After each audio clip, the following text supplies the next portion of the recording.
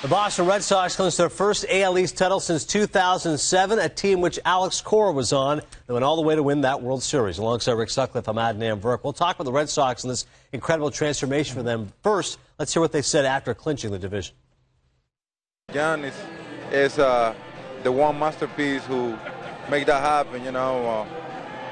Managers are the head of the body, and we are the body. So he being an amazing manager, he gave us stats, he gave us confidence, and here we are.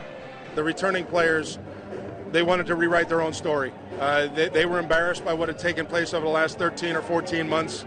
The people or the players that Ben brought into this team have fit in perfectly, and we set out in spring training as a stated goal, and two things. One, to make the game every night the most important thing and the focal point, and two, to work towards winning a division title. Unfortunately, we're able to realize that tonight.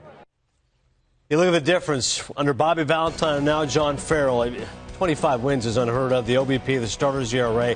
Probably too simplistic, Rick, to say it's all one man, the manager, but there's no denying that Farrell has been a huge reason for this turnaround. I don't think there's any question we're talking about the American League Manager of the Year. But I also like what John Farrell said there when he talked about the players that Ben Cherington added. The Mike Napolis, the Shane Victorinos, Jake Peavy's, the Ryan Dempsters. What's the one thing those guys have in common? The same thing this guy did back in 07. Those are guys who only care about winning. And what they did, I think they came back and reminded the guys that were already there what it takes to win, because they had won before. But it seemed like they might have forgotten. They were reminded what you have to do, how you have to prepare to succeed, and they got back to that level. And talking about preparation, I lived it in 07 with John Farrell. That pitching staff, I played 13 years in the big leagues. That was the best prepared pitching staff I ever seen in the big leagues. And also you talk about Pedroia, David Ortiz, John Lester, Buckles. Been there, done that one. They didn't forget. You know, they just took a step back last year with all the injuries, all the